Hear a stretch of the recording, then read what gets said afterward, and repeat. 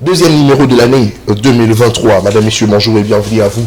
Nous sommes jeudi 12 janvier 2023. Vous êtes étonnés de savoir, de voir cette émission au Écho de l'Ecom un certain jeudi. Je vous avais promis que c'était une surprise.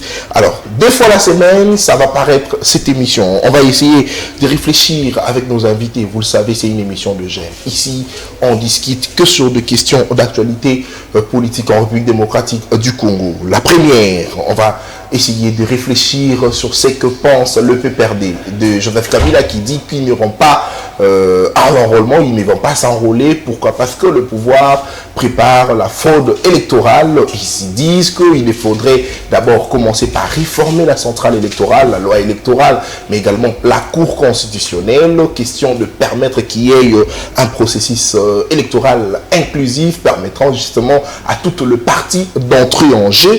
Est-ce que le pouvoir de Tshisekedi est-il dictatorial? Certainement, le PPRD pense ainsi, mais est-ce que nos invités également penseront ainsi? Voilà la première thématique. Et la deuxième thématique de cette émission, on va essayer de réfléchir autour de révélations justement du conseiller privé du chef de l'État, Fortuna Bisselele. Est-ce qu'aujourd'hui est-il important que tout ce qui s'est raconté, tout ce qui s'est livré entre le deux chefs d'État, entre autres Félix-Antoine Tshisekedi Tshilombo et Paul Kagame, soit mis à la place publique? Parce que hier, l'opposition s'inquiétait de savoir qu'est-ce que Tshisekedi et Kagame se disaient, mais aujourd'hui, le fait de voir le conseiller privé du chef de l'État mettre à la place publique ce qui se disait entre les deux présidents, est-ce que c'est aujourd'hui important? Parce que ce qui se disait entre les deux présidents, Félix Tshisekedi avait proposé à Paul Kagame de pouvoir utiliser son carnet d'adresse certainement pour attirer les investisseurs, parce que la République démocratique du Congo a de minéraux. Pour ce faire, je reçois pour vous trois analystes, 3 co-débatteurs qui vont en tout cas s'entre-déchirer sur des questions qui vont justement être posées sur ce plateau. À ma gauche, il s'agit de John Sassongo. Il est porte-parole, je te présente ainsi, porte-parole de Force de Patriotes, parti cher à Honoré Mvula. John Sassongo, bonjour et bienvenue à vous. Bonjour monsieur Nathan, bonjour aux amis co-débatteurs, et je saisis de cette occasion pour saluer mon président national du parti, Excellence Honoré Mvula, qui est en ce moment devant l'écran en train de nous suivre depuis la maison. Et je salue également la majorité des amis avec qui nous travaillons dans la cellule de communication, le camarade David Mandouza et conjointement avec le camarade Gabi et aussi Setenengweji depuis Lubumbashi, qui sont à ce moment scotiés sur différentes plateformes sur Internet. Merci beaucoup. Merci. John Sassongo. Très bien. Alors, à ma droite, Joël Mbatou, bonjour et bienvenue à vous. Il est de l'école de communicateurs. Bonjour cher Nathan, je commence d'abord à saluer mes co-débatteurs ici présents sur le plateau, mais aussi je salue toute la base de Massina, déterminée à nous accompagner pour qu'on aille s'enrôler demain. Je salue aussi celui que j'appelle respectivement Mwanamboka Isa, qui nous suit momentanément à la maison. Très bien, merci beaucoup Joël Batou. Certainement vous allez vous enrôler demain. Est-ce que vous êtes candidat à l'élection législative de 2023? Parce qu'on constate vraiment l'engouement allant dans ce sens, c'est-à-dire le jeune se sont déterminés cette fois-ci d'aller à l'Assemblée nationale. Est-ce que vous êtes également candidat? Parce que vous avez dit que votre base va vous accompagner. Oui, en fait on attend la base. Vous savez, la population de Massina est maintenant consciente. Elle a dit que momentanément, présentement, la population doit accompagner les jeunes leaders. Parce que vous savez, aujourd'hui, le changement de ces pays passera par la capacité de la population à détecter les gens qui sont capables de contrôler et de proposer des lois dans des assemblées, différentes assemblées. Merci beaucoup Joël Mbatou, école de communicateurs de l'UFRANCE Kozikesa. L'autre a désisté ce matin. En tout cas, c'est inquiétant. Il s'agit ici d'Exosia Mahachi, qui est membre du parti politique UPR, c'est-à-dire l'ami à Jonathan Mabiala, qui est désormais chargé de communication de ce parti. En tout cas, félicitations à M. Jonathan Mabiala pour cette élévation. C'est très intéressant, surtout que l'un de mes invités ici a été élevé au rang de chargé de communication d'un parti politique. C'est très très important, c'est un jeune, mais aujourd'hui on a besoin de voir le jeune exceller, évoluer. Alors l'autre c'est Abed Makumbi, il est du parti politique SID de Martin Fayoulou. Bonjour Abed et bienvenue. Bonjour, je vais apporter une petite précision, c'est Abed Mukumbi. Mukumbi, très bien. Et très rapidement, je vais saluer mes co-débatteurs et toute la population congolaise qui nous suit de partout en ces moments. Et voilà. Très bien, merci beaucoup Abed. Je mérite que tu prennes directement la main parce que vous êtes 2 contre 3, c'est-à-dire des du côté, je dirais, opposition et 1 du côté pouvoir. Mais j'aimerais commencer par toi. C'est vrai, vous êtes du parti politique SID. Vous aviez également suivi la déclaration du parti PPRD de Joseph Kabila qui ont exigé de préalable pour aller se faire d'abord enrôler, notamment de pouvoir réformer la centrale électorale. Ils se disent qu'aujourd'hui, Didi Manara n'est pas le représentant du parti politique PPRD parce qu'il a été révoqué depuis très longtemps. Vous également, ici, vous avez évoqué la fraude électorale, mais à la différence, c'est que vous irez à l'enrôlement et vous irez aux élections. Cher ami Nathan, je commencerai par dire que nous sommes dans un état de droit et dans un état où règne la démocratie. Lorsque dans un affrontement, une partie est là pour défendre l'arbitre qui est censé être au milieu, mais l'autre partie qui n'a rien à voir avec l'arbitre se met à défendre, prend la position de défendre l'arbitre.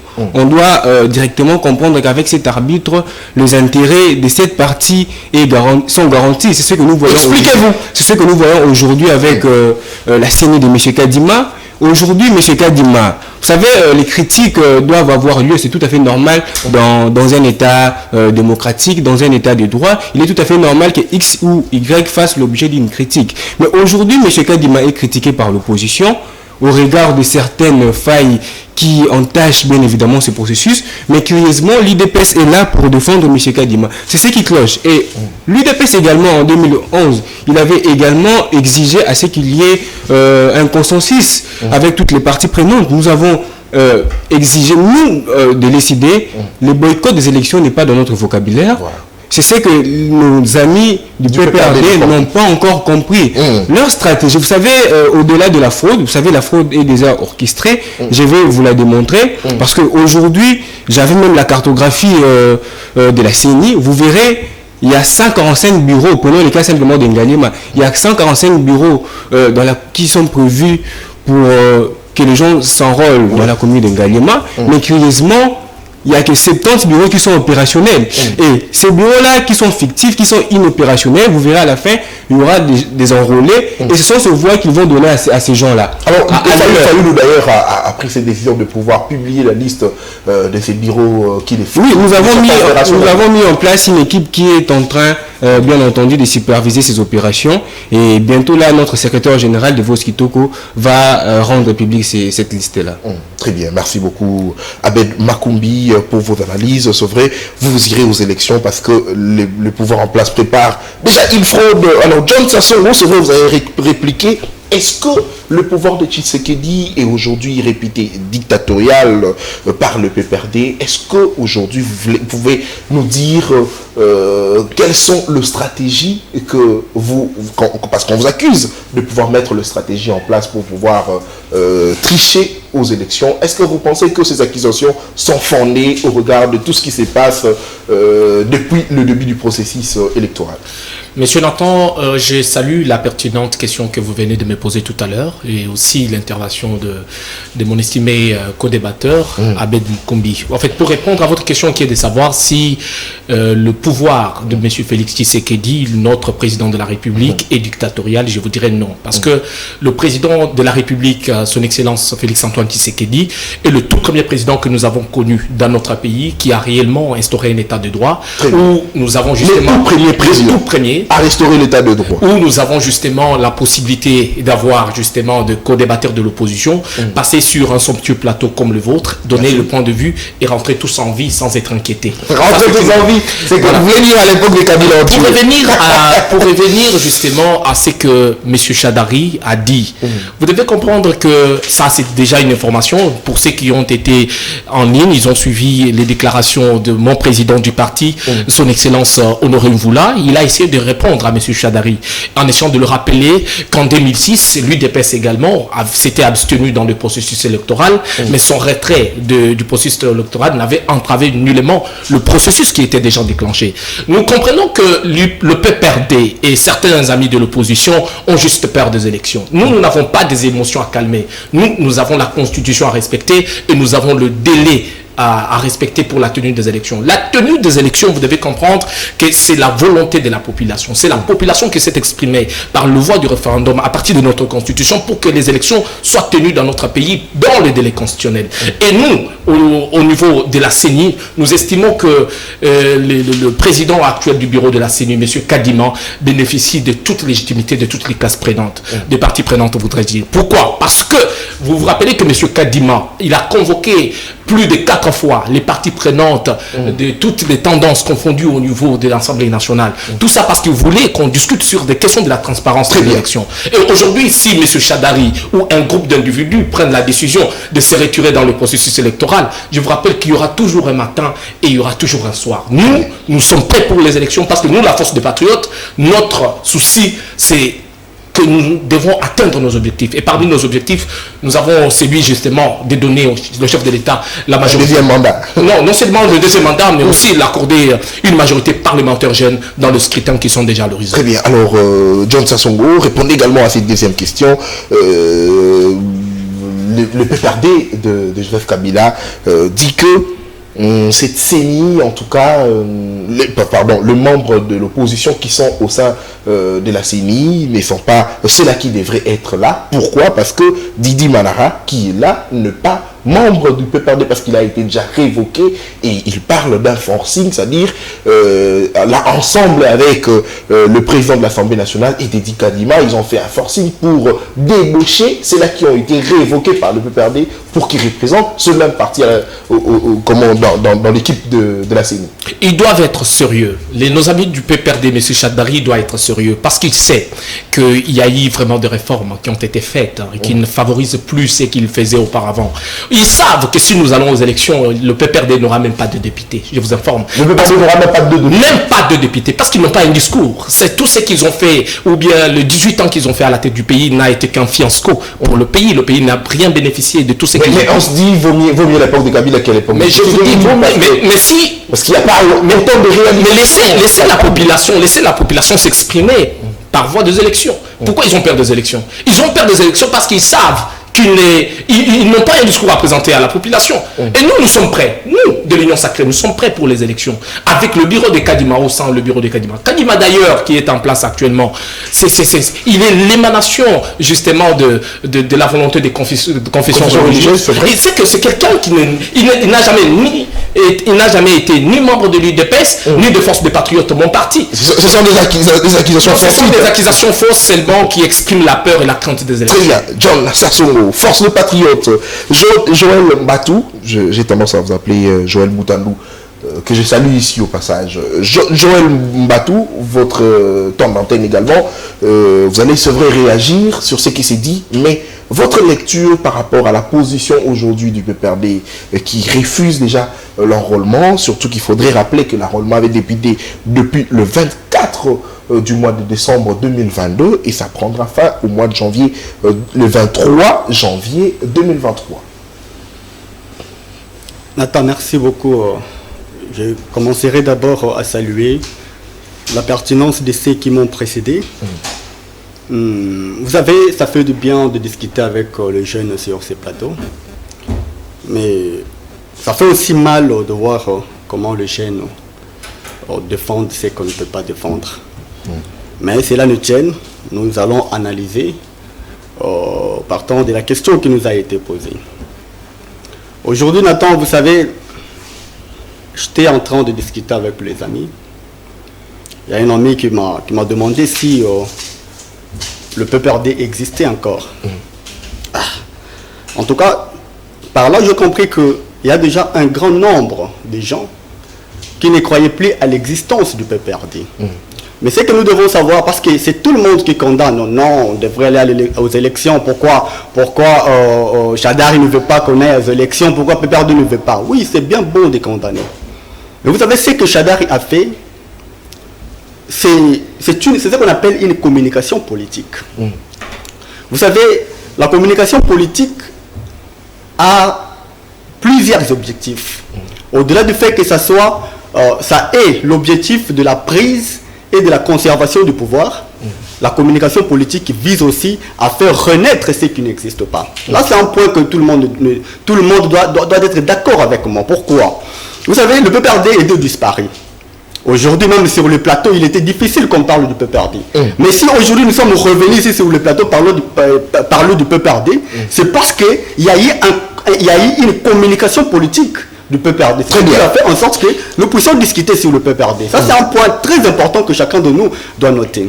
Et deuxièmement, vous savez, aujourd'hui, je lisais un auteur, John Well, qui parle de la morale au centre de la politique. Nous sommes là, nous sommes jeunes. Si on n'arrive pas à mettre notre morale, donc notre morale au centre de la politique, je vous dis Nathan, on ne fera rien. PPRD n'ira pas aux élections, oui. Si PPRD estime qu'il n'ira pas aux élections, c'est pas mal. Mais la plus grande question est celle de savoir ces gens-là, comment ils seront identifiés. Pourquoi? Parce que, vous savez, quand vous prenez la loi portant sur l'identification et l'enrôlement, dans sa disposition 6, je crois, dit que le caractère électoral est obligatoire. Donc il revient à tout le monde, parce que c'est par là même qu'on va identifier qui sont des nationaux et qui ont l'âge d'aller aux urnes pour voter. Mais lorsque PPRD refuse, je ne sais pas s'il refuse avec équipe, il refuse d'abord l'enrôlement. D'abord l'enrôlement. Lorsqu'il refuse de s'enrôler, d'ailleurs, moi, j'étais là-bas à ma base, à Massina. Il y a des amis de PPRD qui sont en train d'aller s'enrôler. Mais je ne sais pas, Chadari, quand tu lui dis que non, on ne va pas s'enrôler, c'est lui-même qui ne va pas s'enrôler, ou c'est tout le parti du PPRD qui ne va pas s'enrôler. Non. C'est une communication politique, vous l'avez dit. C'est une communication politique, oui, dans ces points-là, c'est une communication politique. Mais aussi, aujourd'hui, le PPRD n'a pas une morale à nous donner. Le PPRD n'a pas une morale à nous donner, Nathan, dans ce pays. On sait ce que le PPRD a fait dans ce pays. S'il ne veut pas aller aux élections, nous irons aux élections avec l'UDPS, avec l'Union Sacrée, parce qu'on sait que d'abord, l'Union Sacrée... Nathan, je vais dévoiler quelque chose, c'est un secret. Allez-y. Je vais le dévoiler ici. Vous savez que... Je ne sais même pas si Tshisekedi aura même 10 voix. Tshisekedi. Il en a. Il faut pas. Non. La force de patriote est là pour lui donner 2 voix. Écoutez, mon ami John est là. Je pense que c'est un ami, il est conscient. Partant de ce qui se passe, les constats sur le terrain du bilan de Tshisekedi, moi je ne pense pas que sa conscience pourrait lui demander d'aller voter pour Tshisekedi. Il ne le fera pas. Même Kabila ne va pas voter pour Tshisekedi. Vous comprenez? Aujourd'hui, ce que nous devons savoir, c'est quoi, Nathan? Nous, de l'opposition, nous n'avons pas peur d'aller aux élections. Puisqu'on sait que Tshisekedi doit, avant de s'attendre à avoir un autre mandat, doit nous dire d'abord ce qu'il a fait.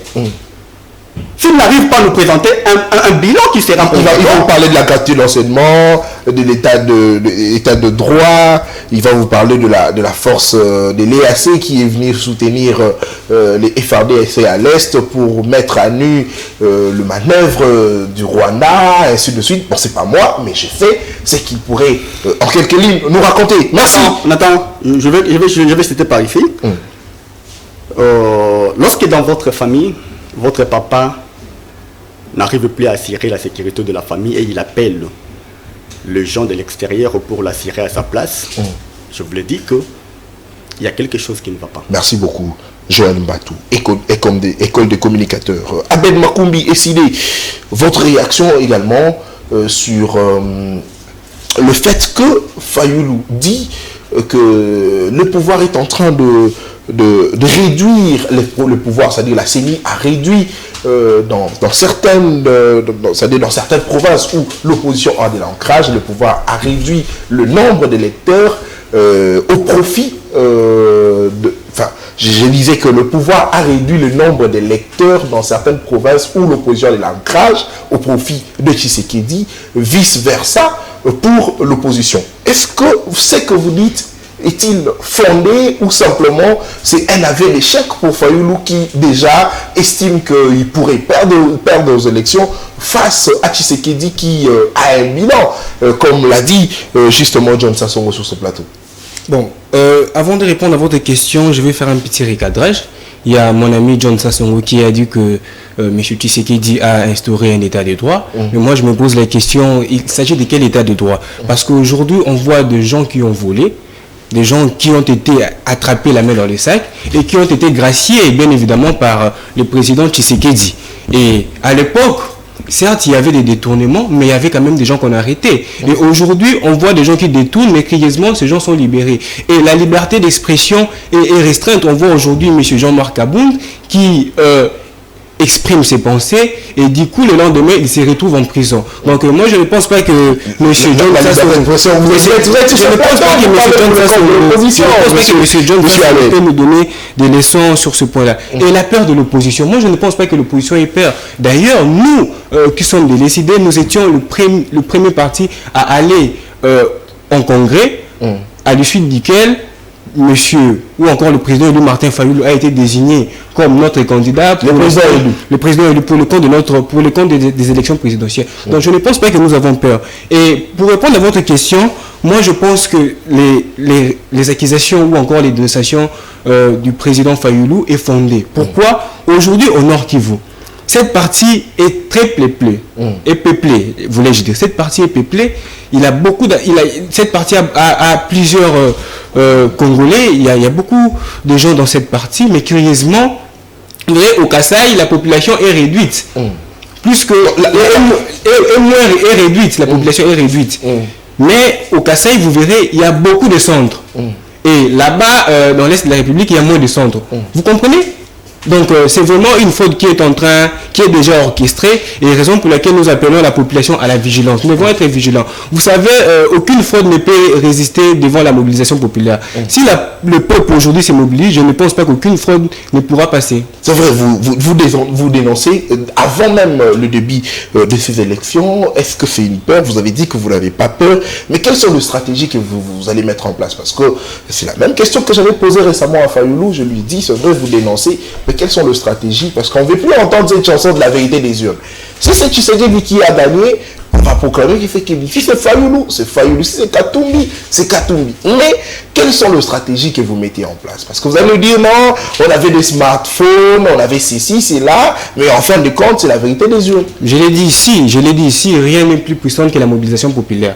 Aujourd'hui, à l'issue des élections, si le véritable élu, les candidats qu'on a élus n'est pas proclamé, et bien la population va descendre sur le terrain pour récupérer son pouvoir. La population va descendre sur le terrain pour récupérer le pouvoir. Très bien, merci beaucoup. Excusez. Aben Makumbi, John Sassongo. Aujourd'hui, le parti SID de Martin Fayoulou a dit déjà que voilà, il y a dans certains centres d'enrôlement publiés par la CENI qui ne fonctionnent pas jusque-là, qui ne sont pas opérationnels, et ils vont déjà dans quelques jours publier le nom de ces centres qui ne sont pas opérationnels. Est-ce que vous pensez que certains déchets techniques déjà prouvent à suffisance que ces élections ne seront pas crédibles, parce que les CID s'est vraiment mobilisé déjà pour l'enrôlement? Simplement, nous sentons qu'il y a des dénonciations ça et là. Est-ce que vous pensez que ce petit déchet technique pourrait justement discréditer ce processus électoral? Je vous assure que, M. Nathan, le souci de l'Union sacrée ou de notre parti, c'est que non seulement M. Kadima veut nous donner des élections, nous voulons que ce soit des bonnes élections. Et je vous assure que la crédibilité des élections fait partie de ce que nous avons comme objectif à atteindre pendant ce processus électoral. Mon ami Abed Mukumbi parle de l'état des droits. J'aime bien quand on aborde certaines questions scientifiques. Il me pose la question de savoir, est-ce que peut-on parler d'un état des droits au moment où on arrête les gens et un des 4 matins, nous apprenons que ceux qui ont été arrêtés sont libérés. Je me pose la question, si mon ami que je respectais beaucoup au sein de l'auditoire, parce que c'est mon camarade étudiant avec qui j'ai partagé, je ne sais pas s'il avait vraiment maîtrisé les notions que nous avons étudiées dans le cours de code d'organisation et compétences judiciaires. Lorsque nous sommes dans un état de droit, un état de droit ne veut pas dire que lorsqu'on arrête quelqu'un, la personne ne peut pas être libérée après avoir été condamnée. Je vous rappelle certaines notions que vous ne maîtrisez plus. Parce que je me rappelle à l'époque, tu étais chef de promotion et tu n'avais pas le temps d'être dans l'auditoire. Voilà, personnel, s'il vous plaît, John. Lorsque la personne est condamnée, dans un état de droit sérieux qui se respecte, on donne la possibilité à la personne d'utiliser ses voies de recours pour saisir des juridictions supérieures qui peuvent étudier également le même dossier. Dans l'état, je vais dire dans l'état, lorsque on arrêtait quelqu'un dans les régimes passés, on n'accordait pas la possibilité à d'autres combattants. Je connais plusieurs personnes qui ont été condamnées pendant l'époque de M. Kabila, qui n'ont pas bénéficié de la possibilité d'exercer leur voie de recours. Mais nous, dans l'état de droit, bien que la justice elle était dépendante, nous laissons la justice faire son travail et la possibilité à toutes les personnes de saisir des juridictions pour que leur dossier soit minutieusement bien étudié. Et c'est ce qui a été fait. Et d'ailleurs, quand vous apprenez qu'il y a des gens qui ont été arrêtés et qui ont été relâchés parce qu'ils ont utilisé leur voie de recours, c'est une preuve évidente que nous sommes dans un état de droit. C'est une preuve évidente. Il parle encore quelque chose d'autre. Il dit, il y a certaines personnes qui ont essayé de s'exprimer et puis ils ont été arrêtés. Est-ce que peut-on parler de l'état de droit au moment où certaines personnes exercent leur droit de liberté d'expression et après un moment, ils sont arrêtés? Monsieur Abed Mukumbi, j'ai comme impression que l'opposition a besoin d'un recyclage. Il faut qu'on vous enseigne certaines notions. Très bien. Parce que vous ne maîtrisez pas. La liberté d'expression ne veut pas dire que vous avez la liberté d'outrage ou d'injure. C'est ça la différence. Beaucoup de gens pensent que parce qu'ils bénéficient d'un droit de liberté d'expression, c'est qu'ils sont libres d'injurier les gens. L'injure, c'est une infraction qui est punissable dans notre droit positif congolais. C'est une infraction. Et lorsqu'on vous arrête pour injure, et justement le ministère public, qui est le maître d'instruction du dossier, il a la possibilité d'étudier au nom du principe de l'opportunité de poursuite s'il y a possibilité de vous traduire devant le juge. Ce n'est pas un problème qui concerne le politique. Quand vous dites toutes ces choses, vous prouvez que nous sommes dans un état de droit. Alors, pour revenir à votre question, M. Nathan, quand M. Martin Fayoulou m'a essaie de dire qu'il y a des bureaux qui ne fonctionnent pas, tout ça, c'est une expression de peur. Martin Fayoulou sait pertinemment bien qu'il ne représente rien dans ce processus électoral. Il est d'avance en échec face au président Félix. Et je vous assure que l'opposition n'est pas organisée parce qu'ils sont nombreux. J'ai entendu Moïse Katumbi déclarer sa candidature dans les comptes de l'opposition. J'ai entendu aussi monsieur l'ancien ministre, premier ministre Matata Mponyo déclarer sa candidature.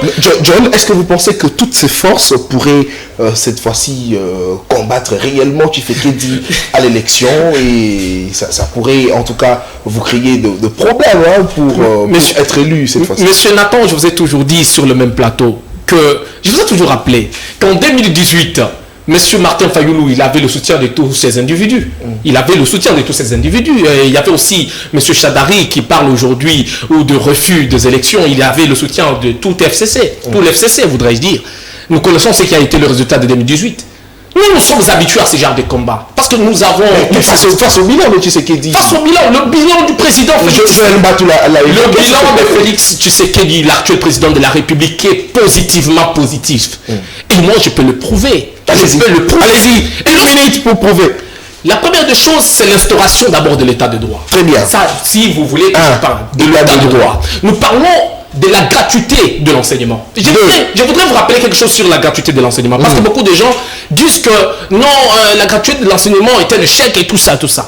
Je vous rappelle que le droit à la gratuité de l'enseignement, c'est un droit qui est fondamental parce qu'il est garanti par notre Constitution. Très bien. Et ce droit, il a été reconnu au peuple congolais depuis 2006. Je vous pose la question. C'est depuis 2006 que notre pays s'est doté de sa propre constitution. Posez-vous la question de savoir pourquoi depuis tout ce temps ce droit n'a jamais été respecté. Merci. Pourquoi? Merci beaucoup, John Sassongo. Entrons dans la deuxième thématique de cette émission. J'étais en train de dire, est-ce qu'aujourd'hui c'est important de savoir ce qui s'est raconté entre les deux présidents, c'est-à-dire le président Tshisekedi et le président Paul Kagame. Parce qu'on avait besoin de savoir les accords signés entre les deux. Mais aujourd'hui, on a des révélations comme quoi le président Tshisekedi disait à Paul Kagame, vous avez la possibilité avec votre carnet d'adresse de contacter les investisseurs partout dans le monde. Nous sommes un pays riche, vous êtes nos voisins, aucune guerre ne fera déplacer les frontières. Joël Matou, vous avez la parole en 5 minutes. Est-ce qu'aujourd'hui c'était important de connaître ce qui s'est raconté entre les deux personnalités? Nathan, avant d'aborder votre question, je voudrais balayer rapidement ce qui s'était ici sur le plateau. Vous savez, ceux qui nous suivent à la maison risquent de gober des choses inutilement. Lorsque mon co-débatteur John nous dit que l'opposition n'est pas organisée, je ne sais pas, il fait allusion à quoi. Est-ce que le fait que Matata Ponyo se prononce être candidat de la République fait de l'opposition, fait que l'opposition ne soit pas organisée? Est-ce que le fait que Martin Fayulu dise qu'il sera président de la République, qu'il sera candidat président de la République, fait de l'opposition désorganisée? Il faut rappeler qu'il dit ici que hier, en 2018, tous étaient ensemble, mais Tshisekedi les a battus. Et il va encore certainement le battre cette fois-ci. C'est ce que John Vous savez, Nathan, je l'ai dit très bien, dans ces pays, nous avons eu 3 cycles électoraux. Aucun n'a été crédible. Aucun. Il y a toujours, c'est pourquoi, preuve même, après la publication, il y a toujours des contestations qui s'en suivent, Nathan. Nous les connaissons très bien. Et nous connaissons la manière dont Tshisekedi est arrivé, est devenu président de la République. D'ailleurs, Chadar l'avait rappelé, qu'on sait comment Tshisekedi était devenu président de la République. Oh, mais il a été voté. Lui-même seul, nous ne savons pas. Ce n'est pas moi, c'est Chadar. D'ailleurs, on n'est pas les élections. On a vu la CENI. S'il vous plaît. Nous, on a vu la CENI proclamer les élections. Nous, on a vu la Cour constitutionnelle enterrer les points. C'est tout. Attends, vous savez, on doit savoir ceci. Au-delà du fait que la légitimité soit une reconnaissance populaire, elle se justifie par la commande que le peuple reconnaît aux gouvernants de leur gouverner. Point.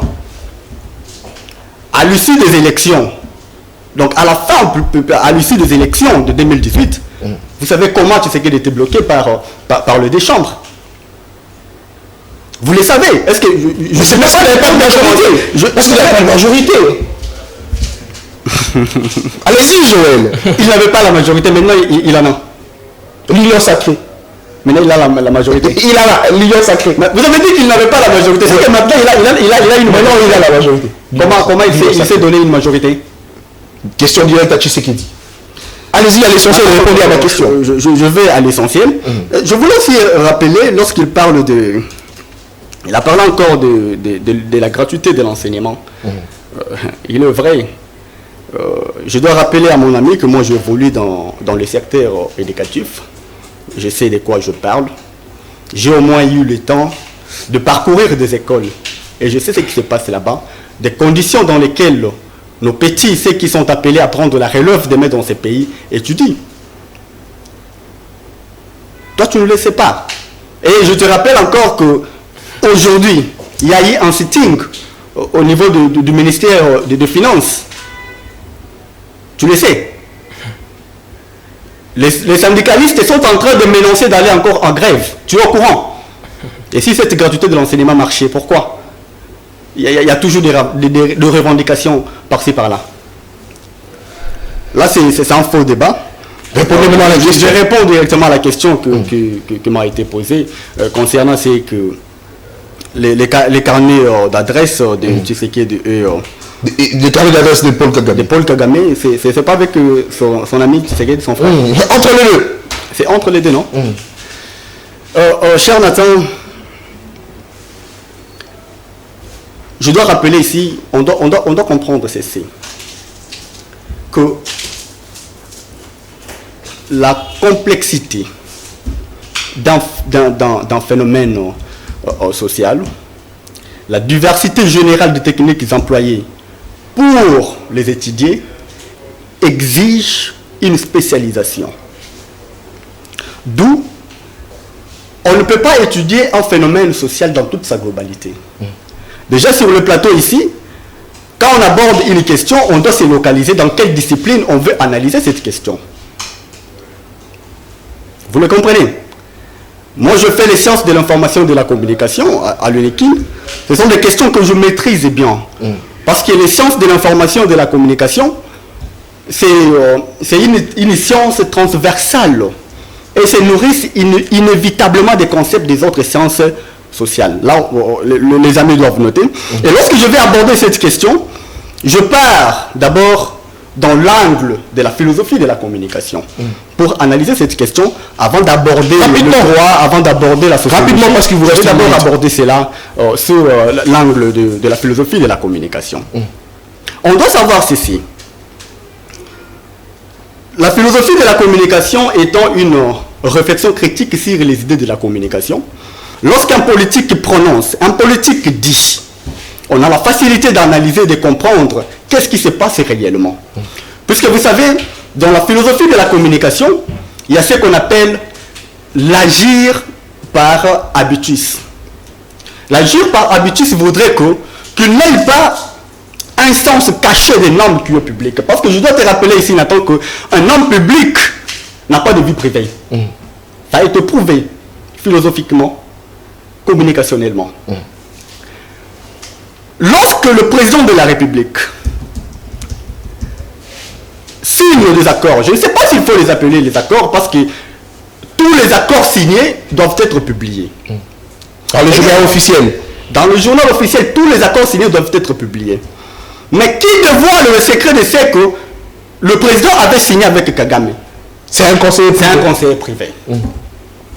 Donc, le pays est dirigé dans le sens privé, donc dans un sens privé. Merci. Non, attends, je vais aller. Merci. Je vais aller. Merci, Joël. Terminez en 30 secondes. Oui, je vais aller. Donc, le pays est dirigé dans le sens privé et non dans un sens public. Merci. Pourquoi? Parce que, Nathan, les accords, avant d'être publiés, avant que les accords soient signés, doivent d'abord passer à l'Assemblée. Donc, c'est l'Assemblée qui analyse et voit les intérêts et les avantages de cet accord pour notre pays. Mais, lorsqu'un président de la République, moi je ne savais pas que la RDC était devenue une province du Rwanda.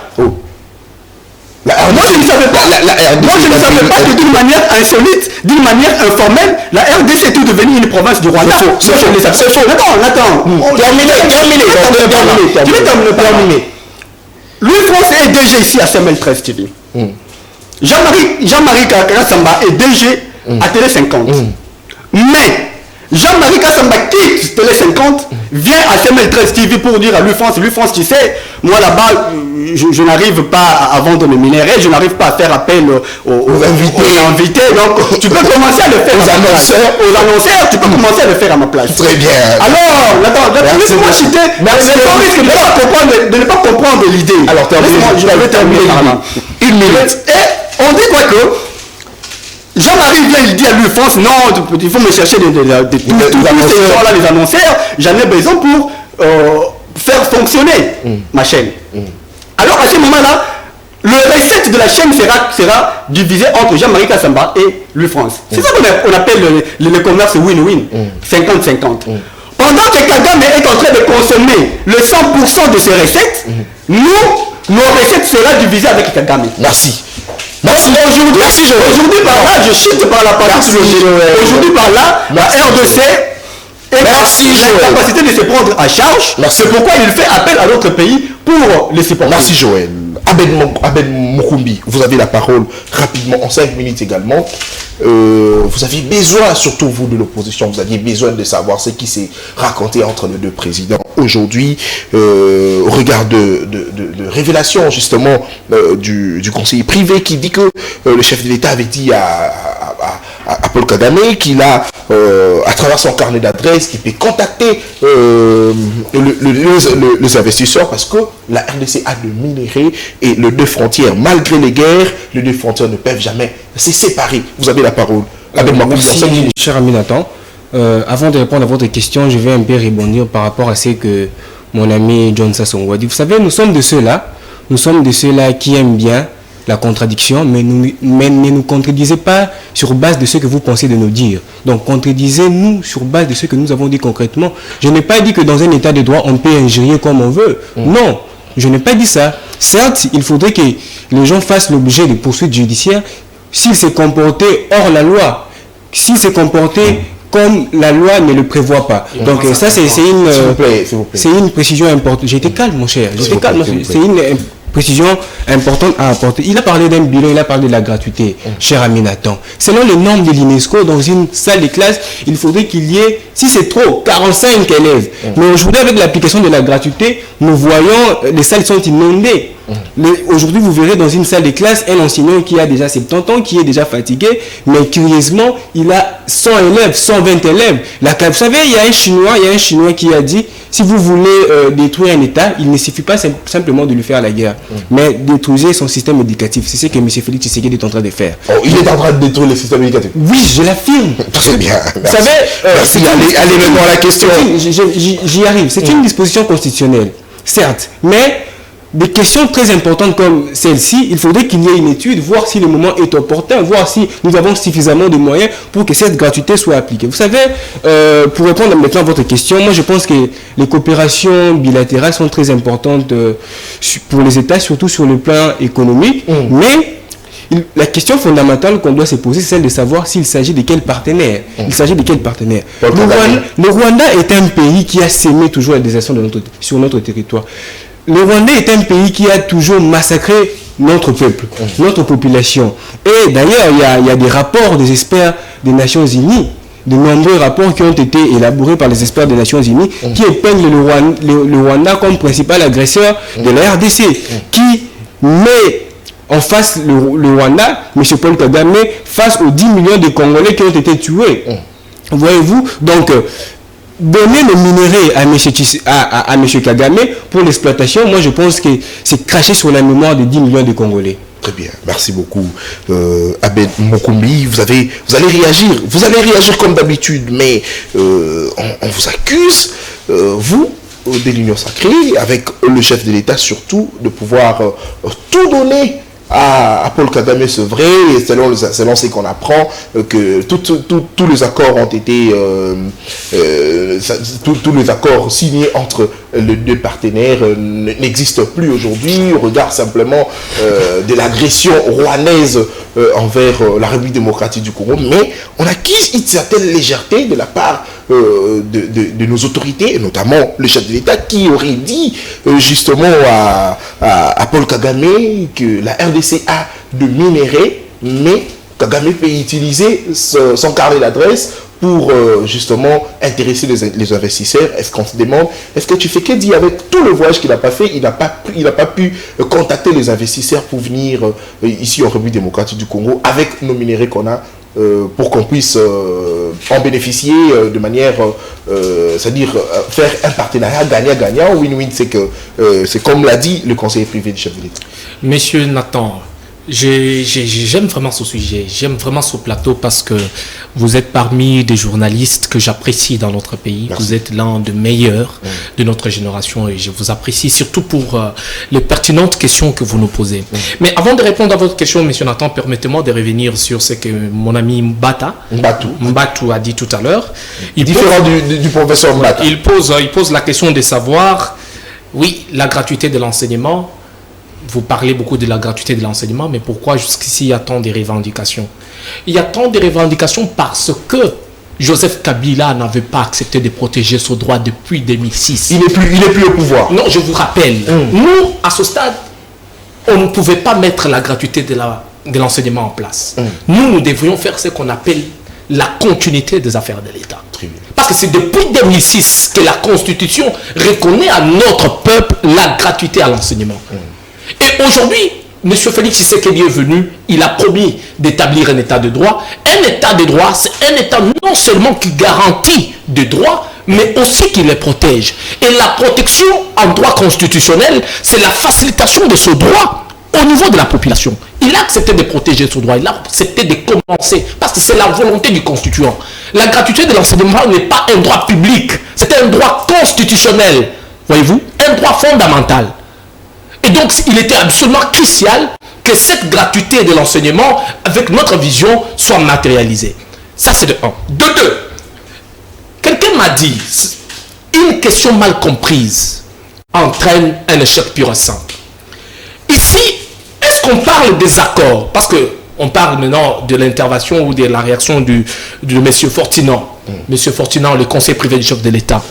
M. Fortinand a-t-il parlé des accords ou il a parlé des discussions? Parce qu'il y a une différence entre accords et discussions.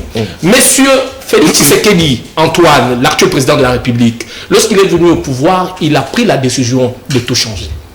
Il a dit non, le pays ne devait pas être considéré comme une propriété d'une personne où on accorde la possibilité à certains rebelles d'intégrer notre armée, où on autorisait M. Kagame par certains acteurs politiques de l'époque d'exploiter nos minéraux tout en tuant notre population. Le chef de l'État a essayé de mener certaines discussions avec M. Paul Kagame en essayant de lui faire comprendre que dans notre pays, M. Kagame, vous avez besoin de minéraux que vous n'aurez jamais chez vous. Nous avons de richesses que vous, même jusqu'à la venue de Jésus-Christ, vous n'aurez pas dans votre pays. Mais ça ne sert à rien d'utiliser la violence. Ça ne sert à rien de massacrer la population pour bénéficier de ces minéraux. Il suffit juste de passer par la grande porte, de venir, on discute sur des projets, on discute sur des accords gagnant-gagnant, et après, nous continuons parce que nous sommes des voisins éternels. Voilà. Nous sommes des voisins éternels. Et il dit nous sommes de voisins, aucune guerre ne fera déplacer les frontières. Absolument pas. Frères. Absolument pas. Nous sommes frères parce que nous sommes des Africains. Ce qui bloque beaucoup de gens, c'est cette conception de ne pas voir les choses telles qu'elles sont. Voyez, vous êtes seulement emporté par certaines choses qu'on vous met dans la tête dans vos partis politiques d'opposition. Vous venez sur le plateau, vous mettez de côté vos cerveaux. Alors, je voudrais vous dire ceci, monsieur Nathan. Nous, et c'était pendant le moment où nous avions mis en place la diplomatie. Et vous comprenez que grâce aux démarches du chef de l'État, aujourd'hui même la France condamne le Rwanda, les États-Unis. Récemment, la Belgique a parlé et a demandé au Rwanda de retirer ces groupes armés. Voilà. Donc tout le monde est convaincu maintenant que c'est le Rwanda qui agresse justement notre pays. Et nous félicitons le chef de l'État parce que pendant ce temps, Martin Fayoulou était en train de critiquer le pays dans tous les sens, en oubliant qu'aujourd'hui, on devait être ensemble, comme ceux qui sont à l'Ukraine aujourd'hui, mais comme c'est un monsieur qui est possédé par un esprit de pouvoir, voilà, il ne peut pas voir les choses telles qu'elles sont. Merci beaucoup. L'émission est terminée. 1 minute pour la conclusion chacun. 1 minute chacun pour la conclusion. Vous avez eu 3 tours de table et je pense qu'on peut conclure en bonté cette émission. 1 minute, je le bats tout rapidement. Nathan, avant de balayer le bêtise sur ce plateau, je voudrais d'abord rappeler Bandekono Siamasina, base Tokutani Lobby. Tokutani Lobby sur l'avenue Mukukulu pour accompagner les leaders Nabino. Lobby n'est pas s'enrôler. Donc, Boya Ibele, Lokola. Bon, c'est Peli qui accompagne les jeunes locaux labino, Tokutani Lobby Nam Kokulu pour Tokende qui s'enrôler. C'est bon, tu as appelé pour ça image. Nathan, vous devez savoir ceci. Nous avons eu la chance, c'est pourquoi je disais nous avons eu la chance d'étudier les relations internationales. Les théories de négociation. Si cette type avait eu le temps, mon ami, s'il vous plaît, John, il faut l'appeler par son nom. Si John avait eu le temps d'étudier les théories de négociation, il allait comprendre ce qu'on appelle une discussion et ce qu'on appelle un accord. Puisqu'il ne comprend rien de ce qu'on appelle discussion et de ce qu'on appelle accord, c'est pourquoi il doit réagir de la sorte. Dans la discussion,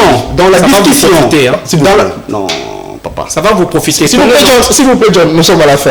Allez-y, les types du débat. Ce sont des concepts que tu ne maîtrises pas. Il faut apprendre. Vous comprenez? L'accord, c'est quoi? L'accord, c'est le consentement entre deux parties. Nous sommes à la fin. Là, je donne cours rapidement. Le lecteur est passé ici, là, de le cours. Moi aussi, quand je prends le temps comme ça, je donne dans la discussion, on peut avoir un compromis ou pas. Non, il est en train de déranger les gens. S'il vous plaît, nous sommes à la fin. Après, ici, il y a un autre programme. Oui. Donc, je voulais enseigner. Merci. Il ne veut pas. Merci, Joël. Une minute, conclue. Je vais conclure en disant que Abed Nkoumbi soutient mais aussi encourage tous les jeunes ayant des ambitions politiques de postuler aux prochaines élections législatives et municipales, que vous soyez de l'opposition ou de la majorité. Parce qu'aujourd'hui, on doit se le dire, les problèmes ne sont pas nos partis politiques, mais ce sont le vieux qui les dirige, qui nous considèrent comme leurs instruments pour arriver à leur fin. Donc je vous invite à s'enrôler massivement. Moi-même, je vais m'enrôler ce 20 janvier au camp Lucas. Je vous invite car après mon enrôlement, je vais lancer un message très fort à la jeunesse. Merci beaucoup, Abed Nkoumbi. Vous également, une minute pour la conclusion. J'ai conclu mes pertinentes interventions en demandant la population du Kasaï central et de mon territoire de Luisa en particulier de se mobiliser massivement pour la descente. Je demande d'ailleurs le fédéral Katomanda Youssoufou Joseph, conjointement avec toute son équipe, Brelok Kampemba, aussi le futur député provincial Albert Kankou, aussi mon président sectionnaire de Bengaliema, Josué Bajikile, donc d'être suffisamment prêt pour accompagner le président national, le camarade Honoré Mvoula, dans sa descente vers Luisa pour l'enrôlement. Merci beaucoup. L'émission est terminée. J'ai le réel plaisir de recevoir pour vous John Sassongo, il est du Force de Patriotes. Joël Mbatou, il est de l'école de communicateurs. Et puis Abed Nkoumbi, lui, il est du parti politique SID. On se retrouve comme ça le samedi avec le même plaisir. D'ici là, portez-vous bien et vous allez suivre un peu moins la libre opinion. Au revoir.